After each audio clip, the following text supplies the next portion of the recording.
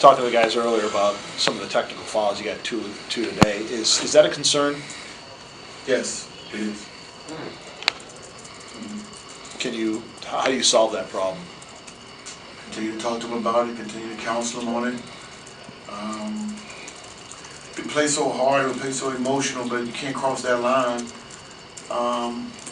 Especially in a game where, hey, let's face it, the officials have not won a game for us this year, and they have not cost us a game this year. You know, we are 17-9, and because of our play, and the officials are a non-factor. They're good guys. I haven't gotten a technical foul all year. I haven't gotten a warning all year. But I'm emotional and I'm fired up too. I just know how not to cross the line. And we got a group that we got to continue to talk about that. You know, they're good guys. They just need to just not do that. Sometimes I see this happen. I thought you saw it tonight with Roderick, where sometimes a player will go out of his way to look like he's being polite, where the referee infers it as sarcasm. Is that what you think happened with him tonight, when he walked up to give him the ball like that? Because he said the ref didn't like that. He didn't. The ref did not like the way Rod handed him the ball, and I've known Glenn a long time. You know, back when I was the head coach of Chicago State, I had Glenn. Glenn's a great guy. The entire crew was great. Shoot, I apologized at halftime. I said, guys, I got to calm down. You know, we win tonight. We got a chance to have a winning season, no matter what. I'm emotional. I apologize. Our guys got to learn how to do that. You know, and they got to use their charm for something else other than picking up ladies at the Alden Mall. Is that going well for him? That aspect of it? That's going well for him. All right. But it ain't going well for him on the floor. A smile and a thank you and an I'm sorry will go a long way. And I keep telling him that. I mean, I should be the one getting technicals and I'm not. And, you know, Isaac's technical. Glenn didn't like the way he handled it. And when Glenn tried to talk to him, he didn't like the way Rod said, well, all I did was give you the ball. Yeah. And Rod should have said, my fault. You know, whatever. Move on. Move on. Well, Coach, was it good for you guys just to win as comfortably as you did? Now looking ahead to Saturday and one more at home. Yeah, we weren't worried about it getting close and us pulling it out.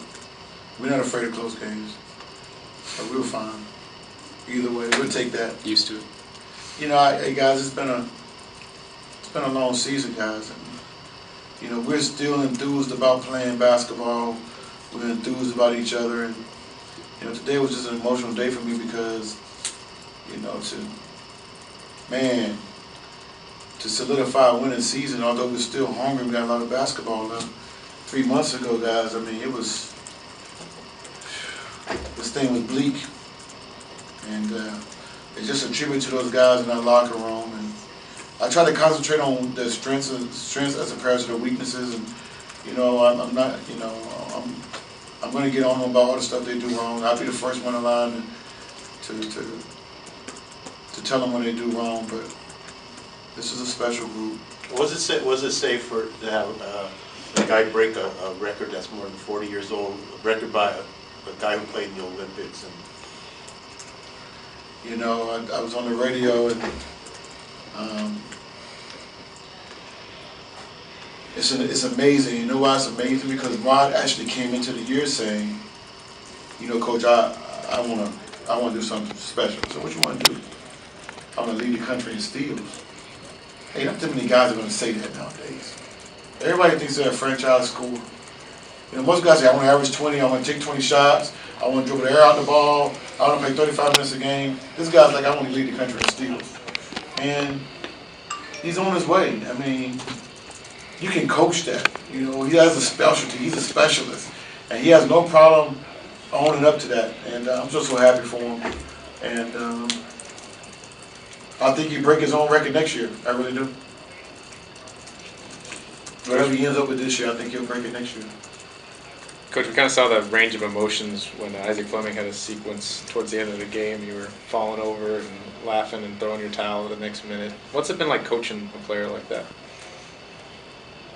Well, I guess the same as Bill Self or Bobby Huggins. If they have a player that's trying to find his way and is talented, and you got to ride the roller coaster with him sometimes.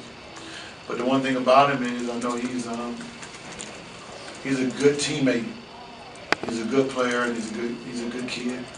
And I got to ride that wave with him sometimes, and we all do. And we accept that. We accept his flaws, and he is trying to get better.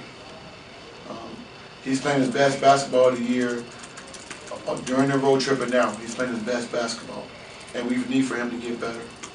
And I'm happy for him. Any questions? Seemed like your bench really took it to him. Yeah. 43 to 15. Was that a focal point coming in, or do you think they won you the game, or do you think that was just a factor of the blowout? You know, I've actually been overcoaching guys. You know, I overcoached this whole Stephon becoming eligible, trying to play with more size. The fact of the matter is this: Mike Thomas has a really good record as a starter. Negus Webster-Chan has a really good record as a starter. So does Aaron Garrett and Negus. Aaron Garrett and Rod. And that was good enough to get us off to a 12-4 start. That was good enough for Pitt. It was good enough for Wichita State almost.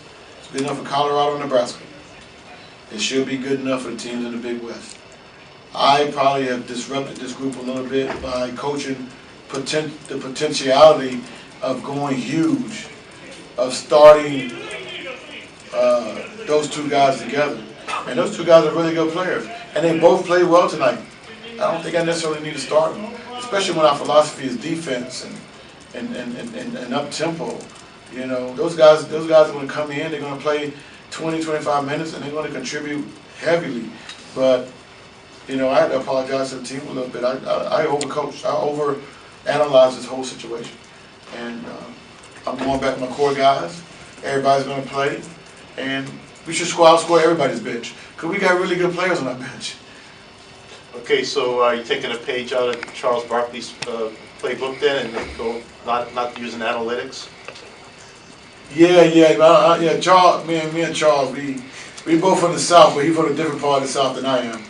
So I don't even know what Charles is talking about with the analytics. But I was looking at it one day, and I had our operation guy say, give me the one-loss record for every player on the team. And when I really sat back and looked at it, I was like, man, what am I doing? You know, I think at the time, Negus was 11-4 as a starter.